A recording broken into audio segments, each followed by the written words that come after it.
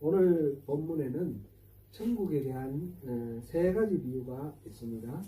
44절에는 밭에 감춘 보화의 비유이고, 45절에서 46절은 좋은 진주의 비유이고, 47절에서 50절까지는 그물 비유입니다. 이 비유들은 다른 복음에는 나오지 않고 이 마태복음에만 나옵니다. 참고로 외경으로 분류되고 있는 도마복음에는 이 비슷한 내용이 나와 있습니다. 오늘은 이 세 비유를 통해서 하나님 예수님께서 말씀하시는 바를 우리 함께 살펴보도록 하겠습니다. 먼저 밭에 감춘 보화 비유를 살펴보겠습니다. 내용은 아주 단순하죠. 어떤 사람이 밭에 감춰져 있는 보물을 발견하고 아마 자기 밭이 아니었던 것 같아요. 그래서 그것을 숨겨두고 자기 소유를 다 팔아서 그 밭을 샀다라고 했습니다.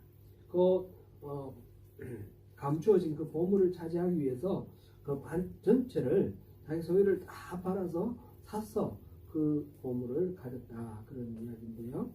이 밭에 감춰진 이 보물의 소유권이 법적으로 누구의 것이 되느냐, 이런 것은 우리가 한번 좀 궁금한 마음이 생기고 슬랑설레 얘기할 만한 그런 거리도 됩니다. 가령 한 10년 전에 한국에서, 우리 조국 대한민국에서 있었던 어떤 별난 사건이 하나 생각이 납니다. 전북 김제에서 있었던 이야기인데 여러분들도 기억나실지 모르겠습니다. 마늘밭에서 돈이 엄청난 현금 돈 뭉치가 나왔습니다. 110억이 발견됐는데요. 나무를 옮겨 싣던 포크레인 기사가 땅을 팠는데 거기서 돈 다발이 나온 겁니다. 나중에 경찰에 신고해서 그 전모가 밝혀졌는데, 그 돈은 마늘밭 주인의 처남, 두 명의 처남이 이 매형한테 돈을 좀 숨겨서 보관해달라, 그렇게 부탁을 한 돈이에요. 나무를 옮겨 싣는 과정에서 이 매형인 이 마늘밭 주인이 땅에 몰래 묻어놓은 그것이 이제 드러나게 되었습니다. 이때 밭에 감춰두었던 110억의 돈은 누구의 것입니까? 발견한 포크레인 기사의 것입니까? 마늘밭 주인의 것입니까? 이런 경우는 기본적으로 밭 주인이, 밭에 숨겨진 보화의 주인이 되는 것이라고 합니다. 그런데 이 돈은 실제로 이 마늘밭 주인 자기의 돈이 아니고 처남들이 맡겨놓은 돈이니까 처남이 그 주인이겠죠.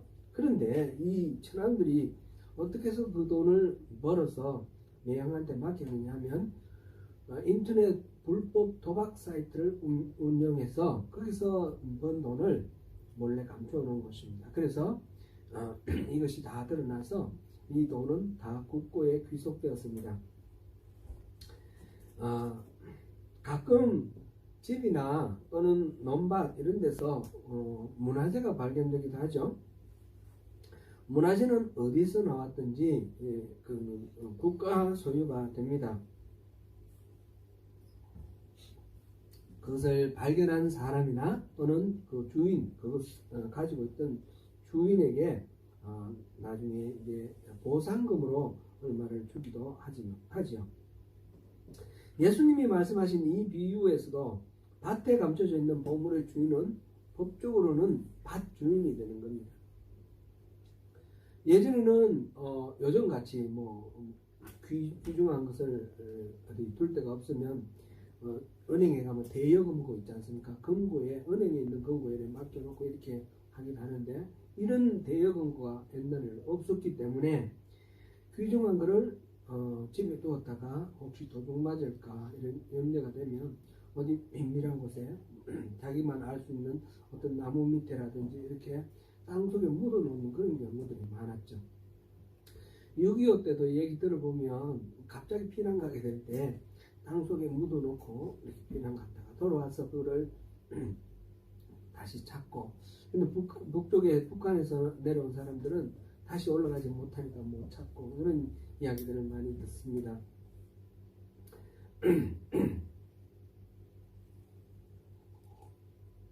이렇게 귀한 것을 안전하게 관리하기 위해서 땅에 묻어놨다가 그 사람이 갑자기 죽는다든지 뭐 병이 들다든지 잊어버린다든지 이렇게 해서 그 귀한 보물이 땅속에 묻힌 채 다른 주인에게 팔려가고 이렇게 해서 지나가는 그런 경우들도 없지 않아 있지요. 바로 예수님은 그런 상황을 지금 비유로 말씀을 하고 계십니다. 예수님께서는 지금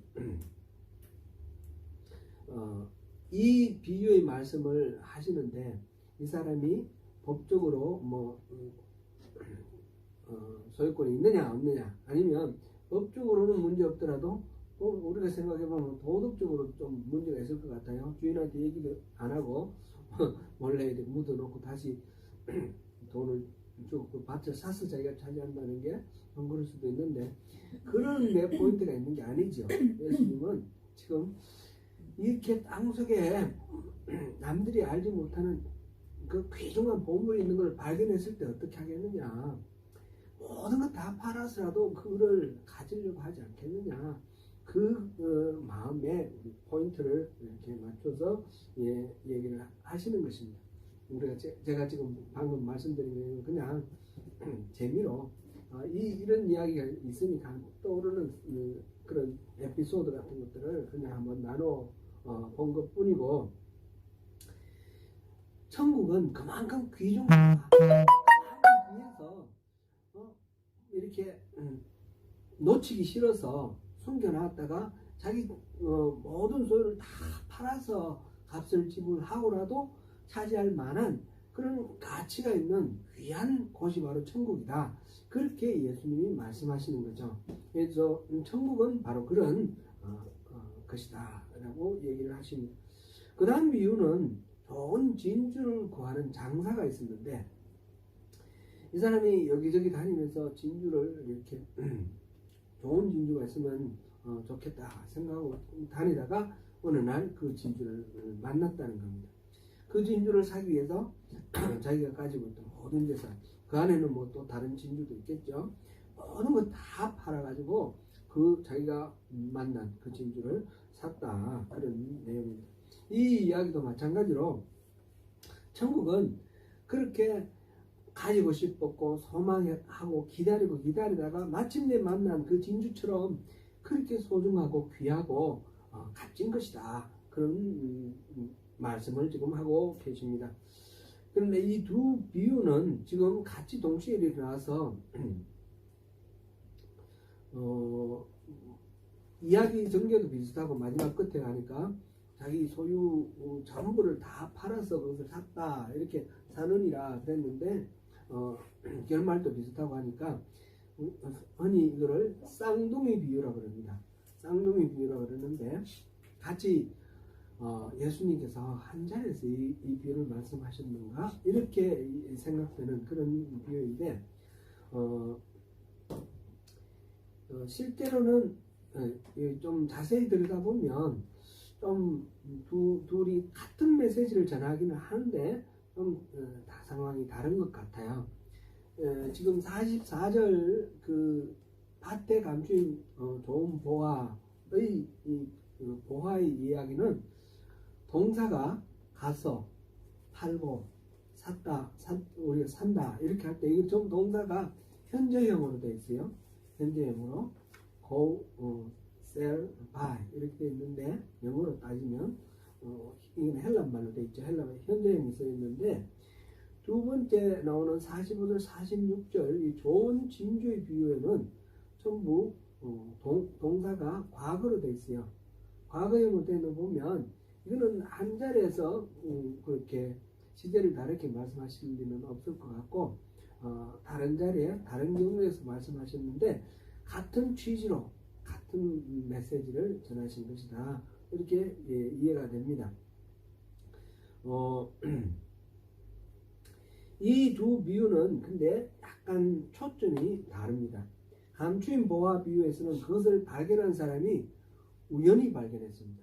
그냥 땅을 농사를 짓다가 우연히 발견을 했는데 반면에 좋은 진주를 발견한 사람은 좋은 진주를 꾸준히 찾다가 어디 없나 찾다가 발견했습니다. 그러므로 천국은 찾는 자가 찾는다. 열심히 찾아야지 발견할 수 있다. 그런 메시지는 아니라는 것입니다. 그 다음에 또 그러니까 문제는 귀한 보물을 발견하고 난 뒤에 거기에 대해서 어떤 태도를 갖느냐, 이게 예수님의 비유의 초점이지 얼마만큼 열심히 찾아야 되느냐 그런 것은 아니다라는 것을 우리가 볼 수가 있고, 두 번째로는 첫 번째 비유에서 보화는 감추어져 있었습니다. 두 번째에서의 이 좋은 진주는 감추어진 것이 아니라 공개되어 있고 누구나 그것을 알 수 있는 그런 상황이었습니다. 그러므로 이제 천국에 대해서 천국은 은폐되어 있다, 감추어져 있다, 이런 이제 비유 해석을 하는 사람들이 많이 있는데 그렇게 볼 것도 아니다라는 것을 우리가 알 수 있습니다. 이렇게 서로 초점이 다름에도 불구하고 이 두 비유는 공통점이 있습니다. 그 공통점이 바로 예수님께서 전하고자 하시는 메시지의 핵심이 되겠죠. 그거는 두 비유가 동일하게 좋은 그 귀한 보화하고 좋은 진주 이런 보물이 발견되고 있다라는 것이고, 그 다음에 또 하나의 공통점은 그것을 모든 소유를 다 팔아서 그것을 산다라는 점에서 공통점이 있습니다. 그러니까 이 두 비유의 초점은 귀한 보물, 천국은 바로 그런 귀한 보물인데 그것을 위해서 모든 값을 다 치를 만한 그런 값지고 좋은 것이다, 귀한 것이다 라는 그런 이야기입니다. 가치 있는 것을 위해 모든 것을 희생하는 것을 강조하고 있습니다.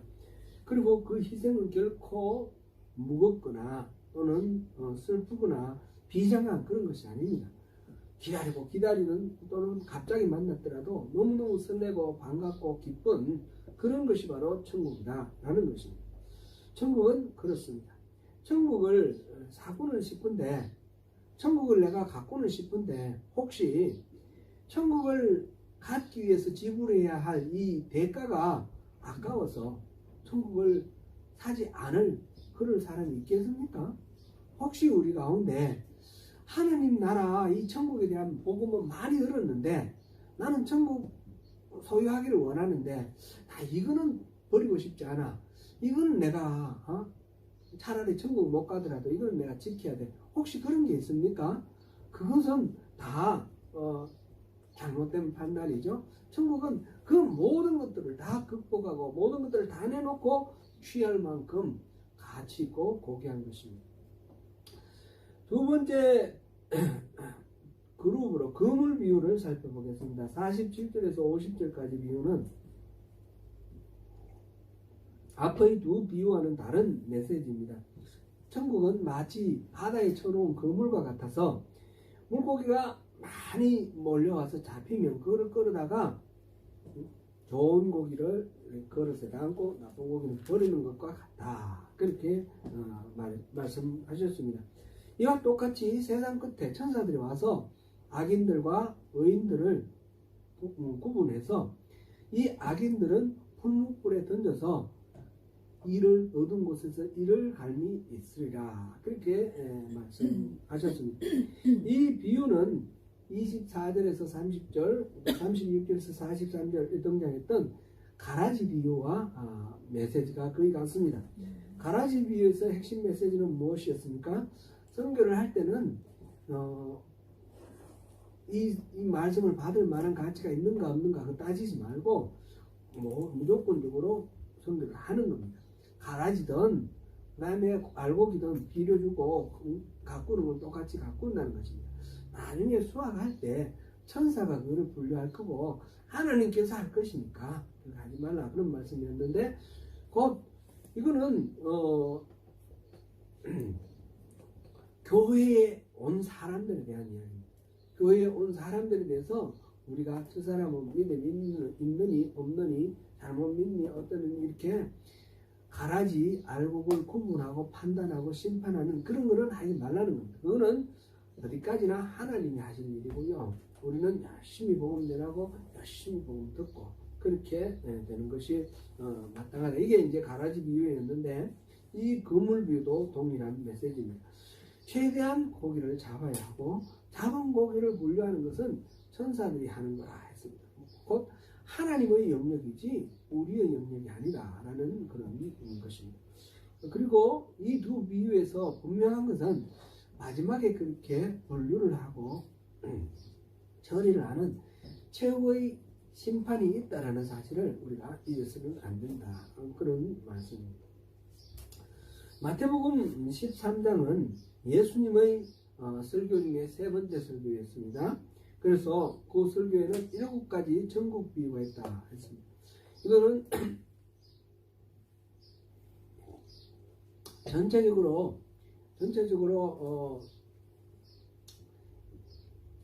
마태가 가장 강조하고 싶은 바가 바로 천국입니다. 천국. 하나님이 다스리는 나라, 천국.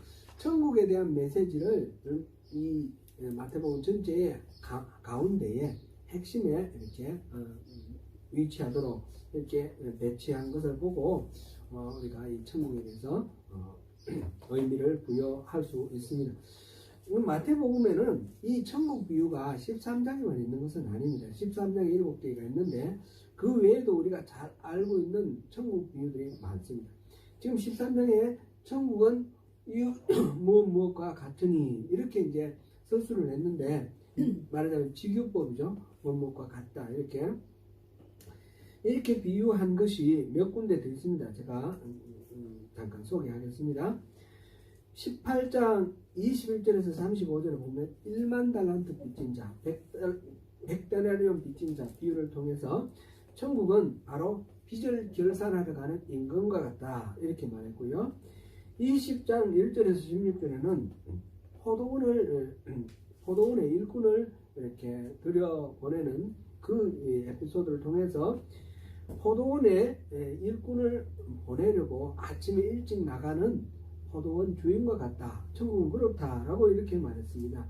22장 1절에서 14절에서는 아들을 위한 혼인잔치를 베풀어 놓고 사람들을 불러 모으는 어떤 임금과 같다 이렇게 했고요. 25장 1절에서 13절에서는 등을 들고 신랑을 마중하러 나가는 열처녀와 같다 이렇게 했고요. 25장 14절에서 30절에서는 어떤 사람이 타국에 갈 때 종들에게 이렇게 자기 소유를 맡기는 것, 달란트를 맡기고 가는 그 주인과 같다 이렇게 하였습니다. 그런데 이 비유들 중에 지금 13장에 나오는 비유나 또는 천국은 이러하다라고 해서 18장부터 25장까지 나오는 이 비유 속에 우리가 생각하는 천국은 이렇다라고 말할 때에 상상되고 예상되는 그런 설명은 없습니다. 천국은 이렇게 살기 좋다든지 이렇게 생겼다든지 그런 천국의 풍광이나 천국 삶의 어떤 특성 이런 이야기는 없습니다. 그런 이야기는 오히려 그 산상수훈에서 이야기한 그 내용들이 천국의 삶의 원칙들이죠. 천국에 대해서 직접적인 묘사가 없고 오히려 우리가 천국에 가기 위해서는 어떤 과정을 겪는지 어떤 태도와 어떤 자세를 가져야 될지 이런 내용들이 나와 있습니다. 천국의 관계에 대한 기술이 성경에 있는데 요한계시록에 좀 나옵니다. 요한계시록에 잠깐 나오고 예배하는 장면도 나오고 또 천사들이 일하는 장면 나오고 또 나중에 21장 가면 새 예루살렘에서 천국의 모습이 잠깐 나오는데 사실 그 묘사를 읽어봐도 잘 이해를 하기 어렵습니다. 그만큼 천국은 한정된 인간의 이 언어로는 다 표현할 수 없는 그런 깊이와 높이와 넓이를 가진 그런 어마어마한 곳이 천국이기 때문에 아마 예수님께서는 그런 이야기를 하지 않고 우리에게 얼마나 소중한지 그것만 말씀하신 것 같습니다. 우리는 예수님이 말씀하신 것 이것만 이해해도 충분합니다. 마태복음 13장에서 7가지 비유를 통해서 예수님은 무슨 이야기를 하셨습니까? 우리 다시 한번 정리해보면 좋겠습니다. 이 씨 뿌리는 비유를 통해서 예수님은 무슨 말씀을 하셨습니까? 천국에 대한, 이때는 천국은 말하자면 천국의 복음 이야기입니다. 천국에 대한 말씀. 그러니까 천국에 대한 말씀을 우리가 들어도 누구나 다 이해하는 것이 아니고 누구나 다 천국에 가는 그런 결실, 그거를 맺을 수 있는 것이 아니라는 겁니다. 거기는 돌밭 같은 그런 마음도 있고 가시덤불 같은 마음도 있고 길가 같은 마음도 있으니 그래서는 안 되고 좋은 밭이 되어서 말씀을 듣고 깨달아라 그랬습니다.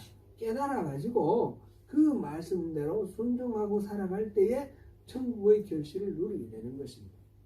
그 다음에 가라지 비유는 뭡니까?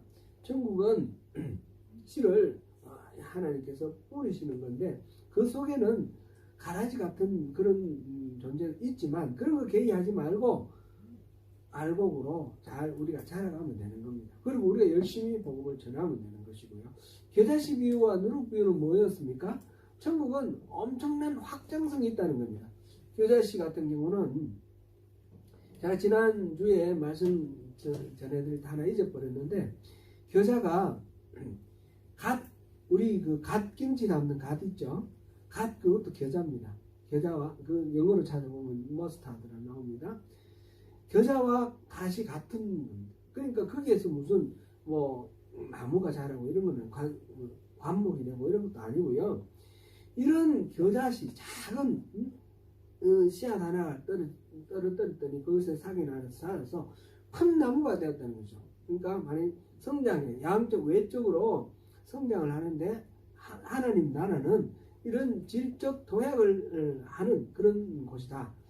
우리가 상상하는 그 단계를 뛰어넘는 곳이다. 그리고 누룩의 비유를 통해서는 내적으로 눈에 보이지 않는 성주 이런 것도 일어나는 것이다. 그리고 가로 한 줌으로 가로 서마를 부풀리게 할 정도로 엄청난 파워풀한 그런 영향력이 있다. 천국은 그렇다는 거죠. 지금은 비록 미미해 보이고 보잘것없어 보일지라도 천국 하나님의 다스림이 있으면 그것은 얼마든지 확장되고 영향력을 넓혀가는 그런 곳이 그런 정체성을 갖고 있는 것이 바로 천국이라는 거죠. 그리고 오늘 우리가 본 두 가지 이 보화의 비유, 좋은 진주의 비유, 여기에서는 천국은 그만큼 값지기 때문에 모든 것 희생하고라도 취할 만하다는 거고, 거물 비유는 가라지 비유와 마찬가지로 최후의 그 마지막 심판이 있다라는 그런 것을 통해서 이렇게 귀하고 값진 것 헛되게 놓치지 말고 이 천국에 대한 복음의 비유를 들었으면 좋은 결실을 맺으라는 것입니다. 이 비유를 처음 말씀드릴 때 예수님께서 복음을 전하시고 기적을 베푸시고 이렇게 열심히 천국에 대해서 전거를 하셨음에도 불구하고 그것을 깨닫고 따르는 무리들이 적음에 대한 그런 어떤 결과를 반영하는 그런 말씀이 거다라는 그런 제가 말씀을 드렸는데 그러나 예수님께서는 그것으로 인해서 실망하거나 좌절하거나 포기하거나 그런 게 전혀 아니죠. 예수님은 아시니까.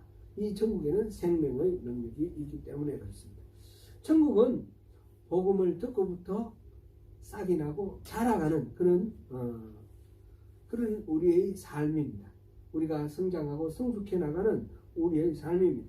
하나님의 은혜와 능력이 우리의 인생 전체를 다스리는 것, 그것이 바로 천국인데, 그러나 이것은 최후의 심판은 우리가 거치고 영원한 생명으로 이어진다라는 것을 우리가 기억해야 되겠습니다. 우리가 하나님의 선택을 받고 구원받아 천국 백성이 되는 일은 뭔가 아까운 것들을 포기하고 마지못해 가야 하는 그런 길이 아닙니다. 그렇다고 많은 사람들이 가니까 뭐 분위기에 휩싸여서 그냥 따라가도 좋은 그런 것도 아닙니다. 자신이 가지고 있는 모든 것들을 기꺼이 버리고 값진 대가를 지불하고 따라가야 할 초본 길입니다. 재산이나 부나 명예, 생활의 안정감이나 또는 자존심이나 무엇이든지 우리가 그것을 집착하지 아니하고 지불할 것 다 지불하고 천국을 위해서는 다 포기할 수 있는 그런 마음으로 나아가야 할 그 길입니다. 그 길은 결코 마지못해 따라가는 길이 아니라 부푼 소망을 안고 설레는 마음을 가지고 기쁘게 쫓아가는 그런 길입니다. 한번 상상해 보십시오. 어느 집에 가라지 세일을 하는데 가보니 예상하지 못한 보물이 있습니다. 그냥 보통 가라지 세일 가면 10불, 20불 그러니까 돈을 현금을 많이 안 갖고 갔는데 보니까 그거를 제법 좀 비싸게 팝니다. 한 100불 이렇게 파는데 들여다보니까 이 100불짜리가 아니에요. 만불짜리 10만불짜리도 될 만한 건데 이 주인이 모르고 파는 것 같아요. 그랬을 때 어떤 마음이겠어요? 얼른 가서 100불 ATM에 가서 돈 빨리 뽑아서 빨리 가서 이거 사야지. 혹시 다른 사람 사가면 안 되니까. 그래서 빨리 가서 그걸 사고 막 설레는 마음으로 그 집을 향해 달려가지 않겠습니까? 일제강점기였던 1940년에 안동의 어느 집에서 훈민정음 해례라는 책이 발견되었습니다. 훈민정음 다 아시죠? 우리 한글 이름이 훈민정음입니다. 세종대왕이 한글을 만드시고 그 글자 이름을 훈민정음이라 그렇게 지었습니다. 그런데 이 훈민정음을 어떤 원리로 이 글자를 만들었는지, 어떤 원리로 이 글자를 서로 조화를 이루게 해서 활용할 수 있는지 그것을 설명해 놓은 책이 바로 훈민정음 해례입니다. 그동안 훈민정음 이 해례가 없었기 때문에 어떻게 훈민정음이 제작되었고 언제 만들어졌고 언제 뭐 이렇게 된 거를 잘 몰랐어요. 몰랐는데 이 책이 발견됨으로써 그 원리를 다 알 수 있게 되었습니다. 거기 보니까 이 훈민정음을 만들 그 전에까지는 전설로 훈민정음은 창문 우리 문이 있지 않습니까? 우리 한옥의 문살이 있는데 문살을 보고 글자를 만들었다 이렇게 이제 알려져 왔는데 이 해례에 보니까 그렇게 나온 것이 아니라 발음하는 입 모양을 가지고 기역, 미연, 미음, 시역, 이용 5가지 자음을 만들고 여기에서 뭐 디귿도 만들고 비읍도 만들고 피읍도 만들고 키읍도 만들고 이렇게 해서 자음들을 만들었어요. 그리고 모음은 점 하나 하고 그 다음에 옆으로 그 다음에 세워진 짝대기 이 3가지를 기준으로 해서 이렇게 모음을 만들었어요. 이거는 점 하나는 하늘이고 밑 의는 땅입니다. 그리고 세워져 있는 줄은 이거는 사람입니다. 천지인을 가지고 모음을 만들었다. 이런 내용이 다 설명이 되어 있습니다. 그리고 한글이 다 제정되어서 반포된 날짜가 10월 9일이라는 것도 거기 나와 있고요. 그래서 10월 9일이 바로 한글날이 되었습니다.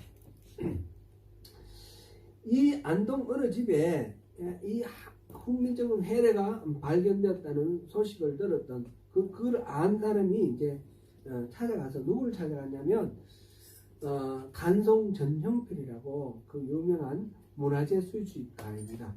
그분을 찾아가서 이야기를 했더니 이분이 바로 그 자리에서 은행에 가서 11,000원을 찾아 인출을 해서 갔습니다.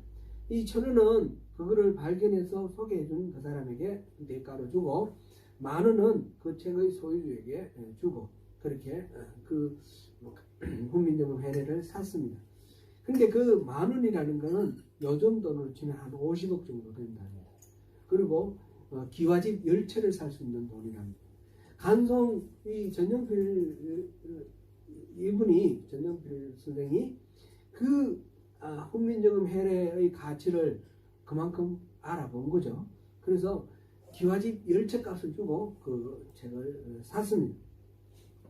지금은 이 훈민정음 해례가 서울에 있는 간송미술관에 전영필 씨가 자기가 수집한 문화재를 지금 소장하고 또 이렇게 전시하는 간송미술관이라고 박물관이 있습니다. 거기에서 지금 소장하고 있습니다. 그리고 그 훈민정음 해례는 사진을 찍어서 영gin본을 만들었고요. 그래서 학자들이 연구를 할 수 있도록 이렇게 배포를 했습니다. 지금 이 훈민정음 해례는 국보입니다. 국보이고 또 세계 유네스코 세계문화유산에 등록되어 있습니다. 얼마 전에 한 10 몇 년 전에 이 간송미술관에 보관되어 있는 안동본, 이 간송본이라고 하는 이 훈민정음 해례본과 똑같은 그런 훈민정음 해례본이 발견되었습니다. 근데 이거를 이제 전문가들이 감정을 하고 한 이야기가 이거의 가치는 1조라는 겁니다. 1조. 이 원래 하나 있는데 하나 더 발견했는데 1조인데 하나밖에 없다면 이거는 얼마나 값이 많겠습니까? 기와집 10채를 주고 샀지만 실제로 그 가치는 수조 원에 달하는 그런 가치가 있는 것이다라는 것이죠. 한송 선생이 훈민정음 해례가 그런 책이 있다는 것을 소식을 들었을 때 어떤 마음으로 그 안동까지 달려갔을까요? 은행에서 10,000원을 찾아가지고 이 기와집 이 10채를 살 수 있는 돈을 찾아가지고 그거를 지불하고 그걸 사겠다고 달려갈 때에 이 간송의 마음이 기와집 10채는 아까워 이런 마음이 요만큼도 없었을 것입니다. 그것보다도 혹시나 그 사이에 무슨 일이 생길까 훼손될까 그런 조마조마한 마음을 가지고 그것을 가지고 돌아올 때 그 기쁜 마음을 상상하면서 설레는 마음으로 달려갔을 것입니다. 사랑하는 성도 여러분, 바로 그런 보물을 우리가 가라지세일에서 발견했다고 한번 상상해 보십시오. 그랬을 때 우리가 그 보물을 사러 가는 그 발걸음이 어떻겠습니까? 천국을 대하는 우리의 마음을 한번 돌아보시기 바랍니다. 천국은 그것과도 비교할 수 없을 만큼 어마어마하게 귀한 그런 곳입니다. 천국을 가기 위해서 우리가 이것도 버려야 돼, 이것도 그만둬야 돼, 이렇게 버리지 못하는 것들, 아까운 마음 때문에 미련을 두는 그런 것들이 있습니까? 그런 것들이 있을 수 없는 것이 바로 천국입니다. 설레는 마음으로 기대를 하면서 혹시 또 잘못되지 않을까 그런 마음을 가지면서 기쁜 마음으로 달려가는 그런 것이 천국이 아니겠습니까? 사랑하는 성도 여러분, 밭을 갈다가 발견한 보물단지, 진주를 구하러 다니다가 발견한 진주, 자기가 가진 모든 것을 팔아서 그것을 사는 것과 같이 귀하고 귀하여 내 모든 것을 다 내놓고 취할 만큼 그런 값진 것이 천국입니다. 그리고 이것은 좀 뒤집어서 바꿔서 생각을 해보면 하나님께서 우리를 그렇게 값진 보물로 여기시고 하나님이 지불할 수 있는 최고의 값을 지불하고 우리를 사서 천국으로 이렇게 인도하셨다는 사실입니다. 독생자 예수를 내어주고 우리를 샀습니다.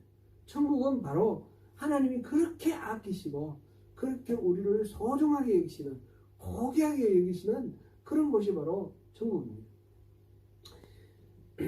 그리고 천국은 부자나 가난한 자나 모두 공평하게 살 수 있습니다. 거지라면 구걸할 때 사용하는 깡통 하나만 갖다 바쳐도 천국을 살 수 있습니다. 그러나 이 세계에서 가장 부자라고 하는 테슬라 주인 일론 머스크 그 사람의 재산이 2190억 달러래요. 한국 돈으로 250조 원, 뉴질랜드 돈으로도 4천억 달러. 그 중에 좀 일부 떼놓고가 아니라 그 모든 것들을 다 내놓고 갈 만한 곳이 천국이라는 것입니다. 사실은 그것과도 비교할 수 없는 어마어마한 그런 값진 곳이 바로 천국입니다. 그러니까 우리가 가진 소유 모든 것들을 내놓고 내가 어떤 것에도 미련 갖지 않고 선택하고 취할 곳이 바로 천국입니다. 그리고 최후의 심판이 있습니다. 그것은 그 최후의 심판 이전에 우리가 하나님의 품으로 들어가야 한다는 것을 우리가 명심해야 합니다. 사랑하는 성도 여러분, 참으로 귀한 것, 천국을 얻고 누리기 위해 지금 당장 우리의 모든 것을 주님께 드리지 않으시겠습니까? 그리하여 주님이 주시는 천국의 영원한 생명을 누리시는 저와 여러분이 되시기를 축원합니다.